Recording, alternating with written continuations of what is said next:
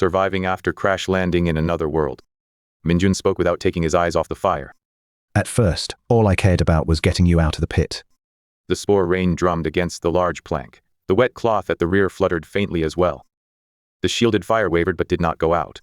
When I lifted the rock, the rotten floor collapsed. A water bottle fell out of my pack, and you nearly fell again too. I could only grab one of you. And you grabbed my hand? Yes, the water bottle fell into the pit. Minjun pressed his dry lips together. We removed the panel on the opposite wall and opened the exit. But when the beast came in, more of the floor collapsed. We both fell into the pit, and the open exit was left above our heads. Sol did not interrupt. The beast attacked you first. I covered you and took the blow to my back. Then I saw a red light. His back stiffened involuntarily. Minjun started to lean against the wall, then stopped. When I came to, I was back in front of the place where you'd been trapped. It was just before the second clang. My burns and the wound on my knee had gone back to the state they were in then. Even the water I'd lost was back in my pack. So that's how you knew my name? It wasn't just your name. I knew your right foot was pinned under a rock, that the middle of the floor was rotten, and that there was an exit behind the panel on the opposite wall. Sol nudged a stone beside the fire with one finger. Can you choose when you go back to? No. The first time I died, I returned to just after I fell into this place. The second time, I returned to the place where you were trapped. Then if you die now, where will you go back to? I don't know. But you'll definitely come back? Minjun could not answer at once. The second red light had been briefer than the first. The time he spent unconscious had felt longer. He had no idea what that meant. I can't guarantee it, he said. Next time, nothing might happen, and there's no way to test it. Sol's gaze lingered briefly on Minjun's back. Do the things you remember happen exactly the same way? No. The first time, the beast came in through the front entrance. After I returned, it broke through the side wall instead. There's no guarantee the eruptions will happen at the same times either. But until now, you've been acting based on what you saw before. That's right. Minjun did not deny it. And because of that, I didn't see the beast coming through the side wall. If you hadn't noticed the falling dirt and warned me, I would have died again. For a moment, only the sound of the spore rain could be heard. Sol did not immediately say she believed him. Instead, she verified each detail one by one. I didn't tell you my name until after I was trapped, and you couldn't see from above that my right foot was pinned. You also knew where the rotten floor would start collapsing, and that there was a passage behind the wall panel. Yes. The fact that you abandoned the water bottle and grabbed my hand is even stranger. That isn't something I experienced this time. Minjun nodded. I'm not saying I believe all of it. I know. But I can't dismiss it as a coincidence either. Sol adjusted her position against the wall, keeping her splinted right foot slightly raised off the floor. Then let's make some rules. Minjun looked at her. We'll only use your memories to identify dangerous places in advance. We'll make the final decisions based on what we can see now: the red moss, the wind, the sounds.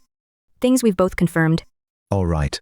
And no one is going to tell you to die just to find something out. I won't either.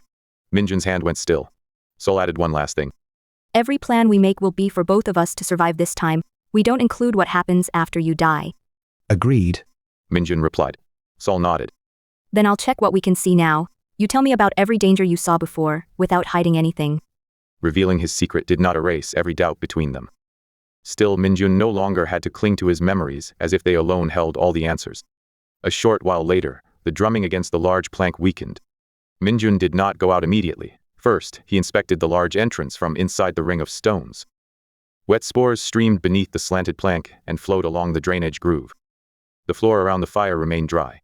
He checked the two cloths at the rear in turn. Bluish moisture clung to the outer cloth, but the inner one was almost dry. Cold air continued to flow in along the floor. The rain's getting lighter, Sol said as she counted the drops from the ceiling. The rear cloth only moved once while 10 drops fell.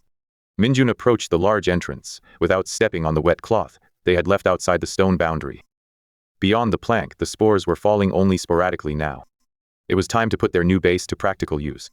They divided the work between them. Sol would remain inside and keep the fire low. She would also collect water from the ceiling and cook and dry the insects Minjun brought back. She still could not put any weight on her right foot, but she could reach the fire and water bottle without standing. Minjun took only the utility knife and the small metal hook. He left the backpack behind. With his injured knee and burns, he could not stay outside for long at a time. I'll only check the vent past the first bend. Come back within 30 drops. I'll strike the stone once at 15. One strike means half the time is up. 2 strikes when you reach 30, or if there's a problem in here. If I hear that, I'll come back immediately. Sol struck the stone. A moment later, she struck it twice in quick succession. Sound carried well through the rear waterway. Minjun could distinguish both signals even from beyond the cloth. He pushed through the rear cloth without stepping on the wet work area. Once he had passed, the 2 sheets fell back into place, overlapping again. The first bend was not far. Minjun kept his hands off the walls and stepped only along the edge of the waterway. His left knee pulled painfully, but his stride remained steady. The steam from the small vent had already stopped. The red moss had spread open as well. According to Minjun's memories, he still had time. Before, he had lifted the moss, pulled out the insects, and still lasted a little longer. He lifted the moss with the tip of his knife.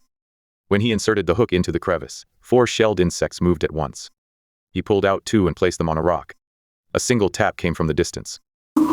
Half of the allotted time had passed. He thought he could catch the remaining 2 before they hid deeper inside. Then the edge of the red moss curled inward. It was earlier than he remembered.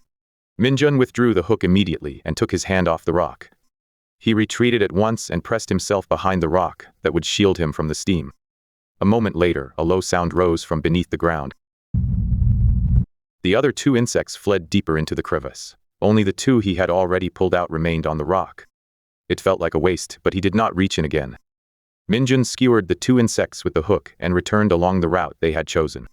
Minjun pushed through the rear cloth and entered the enclosure. Only after Sol had checked his face and the insects in his hand did she remove the bottle from beneath the ceiling groove and move it closer to the fire. Only. I lost 2. The moss curled up earlier than before. Your hand? Not burned, and I still have the tool. Sol inspected his unburned hand and the recovered hook herself before nodding. They placed the first 2 insects beside the fire. When their insides remained cloudy, Sol nudged them closer to the flames. Minjun rested until the pain in his knee and burns subsided. Nothing had improved, but at least he had not injured himself further.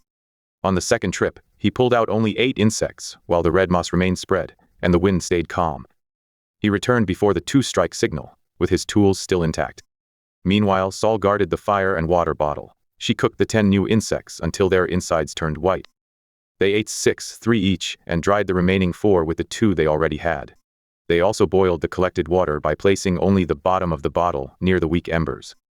After sharing the cooled water, they returned the bottle beneath the water collector. Once the 6 insects were dry, Minjun packed them in the backpack with the knife and hook. Sol wrapped a reserve ember from the main fire in a shell and placed it near the rear exit. Their food, water, and fire were now stored in separate places.